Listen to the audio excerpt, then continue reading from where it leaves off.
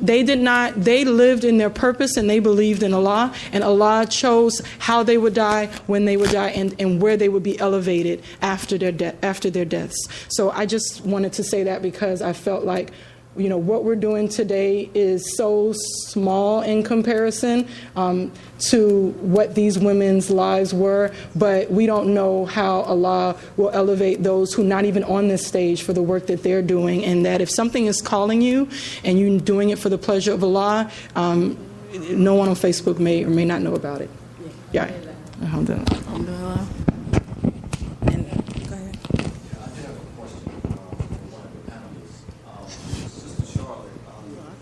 Presentation with Lady Khadija, please talk about her role as a mother, even though she served many different roles as a businesswoman, as a wife, as a person that gave to the community and sacrificed.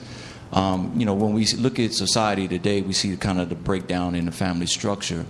And the question I have for you is, what role do you think that women can play now to kind of bridge that gap?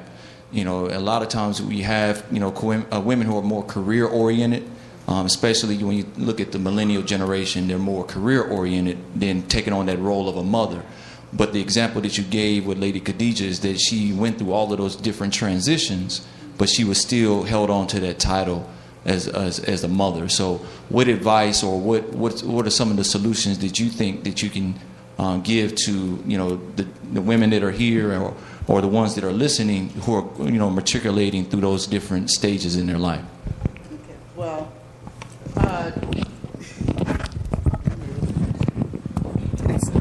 very good question. And what I can think of, since I didn't know about this question in advance, is it doesn't have to be either or. Like everything else in Islam, we strike a balance in the middle. I went to an event some months ago, and Imam Siraj Wahaj was the speaker. And he was talking about responsibilities, and he was saying he had responsibilities to travel and speak and go here and do, but I think he said he had 10 or 11 children, and he also had responsibilities as a father. And what he said with regard to responsibilities was that you should take care of the responsibilities first that Allah holds you accountable for, and then move on to everything else. So as a woman, if you have children, the children are the primary focus. And once you have their safety and everything taken care of, then you can go. It's not like, okay, I want to go and participate in this march for equality, but I don't have a babysitter. Well, they can stay home alone and I'll go. No. Allah will hold you accountable for how you raise the children. You take care of that responsibility first. You can take the children with you. You can find a way to do it. But take care of the responsibilities first that Allah is holding you responsible for, and then everything else. And as a concrete example of that, I'll say what I did. And it worked for me. As a young mother, I had a son in the Boy Scouts, and I had a daughter who was much younger. But I made arrangements to continue with my community responsibilities, but my daughter came with me. If the Boy Scouts went camping, she and I went camping. She was with Mom. I didn't give her to anybody else. We had our own tent. We were separate from the boys and the men, but she was with me. I have had to, when I was still working, work on the weekends, work on Saturday, work on Sunday. As presenting workshops or manning a booth at a conference, my daughter went with me. When she was small, she had a little tote bag, And she started to pack her own bag. She put her puzzles in it, she put her dolls in it, she put her books in it, and I may be presenting a workshop and she's in the back there with her little bag doing her thing. I could still participate in community, I could still do my job, I still had a career, but I made accommodations for the child. And the accommodations you make depend on the age of the child. Same thing with a husband. You need to take care of that responsibility as well, so you don't go off and leave him home hungry with no food. If you know you're going to Sister's Ramadan session and you want to enjoy the weekend, when I had to do conferences out of town, I would cook in advance and leave food at the house, so all he had to do was heat it up. He had the food. You balance, and you ask Allah to guide you to the correct strategies. I've read hadith and commentary, and one of them said that our failing as human beings, how we put ourselves in loss, is that we fail to ask Allah for what we need. We think we can do it. We think we can figure it out. We can't. We fail because we don't ask Allah. Nothing is too small to ask for Allah's help with. Ask for Allah's guidance, ask for Allah's help, and He will guide you to the way to get done what He wants you to do. I was going for Sister Charlotte also. I probably don't need this is it a microphone. different question? It's a different question. Yeah, let me follow up his Yes, question, ma'am. and then you can do it. Thank you. So, as someone a part of that so-called millennial generation, and so I feel like, yeah, right. I don't really identify that way anyway, but apparently the way I was born is part of that millennial generation. Anyway,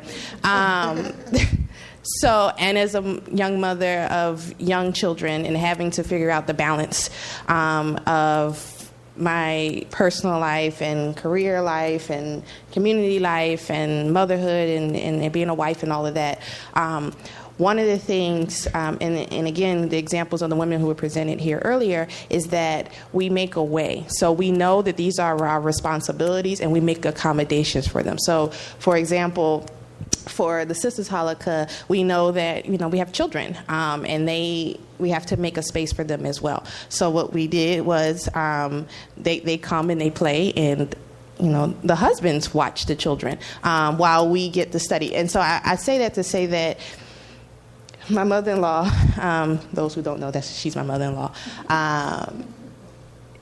We come from a different generation, and there's nothing wrong with that, but there's different ways in which we approach the same things. And so coming from her generation, I'll just speak to her specifically, because she was a part of the speaking circuit and very active in the community. She knows the difficulties that it is in maintaining family and still fulfill the obligations. So in her role as grandmother, she helps to fill in some of those gaps for us, because my husband's active in the community, and I'm growing in activity as my children are getting a little bit older and less dependent on me. She is helping in that process. So I'm saying that to say that it's becoming the balance is when it's a more family affair. When the women don't feel like the sole responsibility is on them and them alone, because that wasn't the example during Prophet Muhammad's time either. The women had nurses, they had help at home, so they weren't shouldering the full responsibility that the expectation of society is today about the woman being everything to everybody, and still keeping herself up and being able to maintain her religion and all of that. That wasn't the lifestyle that they were living at that time either. And I think now, alhamdulillah, and I can say that for my personal self, I'm blessed that I am in a part of a family and a community that is recognizing that and is supporting that, so that what Allah has given me and women to offer, we can still offer that and still fulfill the responsibilities that are a part of us. So I think the way you empower or encourage women to continue to fulfill those responsibilities to strengthen the family is to get everybody involved in that process so that they're not shouldering all of the burden of it, and everybody can reap in the rewards of what the women have to offer for the development of the community and family life, inshallah. Great answer. Great answer. This is for Sister Charlotte. You were, excuse me, when you were speaking about Sister Khadijah, radiallahu anha, you were stating, and you kind of emphasized these words, and I just want to maybe get your opinion or any other sisters. We follow these examples, or we try our best to follow the examples of our role models, or the first women who accepted Islam, or who were the helpers of the Prophet, peace be upon him. So Khadijah, of course, she had her own house. She had her gold or whatever, her money and her status. And a lot of women nowadays, we have a status, we have an income, we have salaries, careers, whatever the case may be. But I think that we try to emulate these women, but at certain points and for certain things, we're a little bit gray, or we are not as accepting of the brothers. So, for example, if a brother comes to you, his deen is intact, all these things, beautiful, and he might not have a good job, okay? He might make half of what you make. He might not have a house. He might be renting an apartment or have a roommate or something to that nature. And I've seen sisters turn these brothers away because I'm not moving him in my house. This is my house, and he got to get a house and move me in it. Those kinds of things. And they're probably still single to this day, and that's their bad. But as far as looking at, Khadijah, may Allah be pleased with her, looking at how she opened up her home to this man, Prophet Muhammad, peace and mercy of Allah be upon him, to him and his family, adopted family, his children, and things of that nature. I think that more sisters should be like that, and then it wouldn't be so many single sisters in their big old houses by themselves, because they'd be like, you know what, brother, you can move in, cut the grass, do whatever it is you need to do, and be that man of the house, because it's a woman, but not a man in the home. So I think we can all learn from that example and not be so picky when it comes to brothers, because now you got single brothers in apartments, single sisters in houses, and we single. So that's my point. I don't know if it's a question, but just follow up on that. No, that was not a question. I might have needed a little therapy session right now. I don't know what that was. We gave you the soapbox and we gave you the mic. That was not a question. Okay. But do you agree? Well, in parts. In part? Okay, in parts. I'll be honest, in parts. Because we do have that situation existing. And I can go back to what I said about Lady Khadijah. The first thing that she looked for was the character of the man. She didn't look at his finances, she looked at the character. And I think today that's still the way we should go. Look at the character of the person. Find out if he's single for some good reason. Okay? Talk to people who know him. Find out about his family, his background. Find out about his character. Find out if he's active in the masjid, if he's dependable. Get advice. Check the character. If the character checks out and his deen matches your deen, you should be good.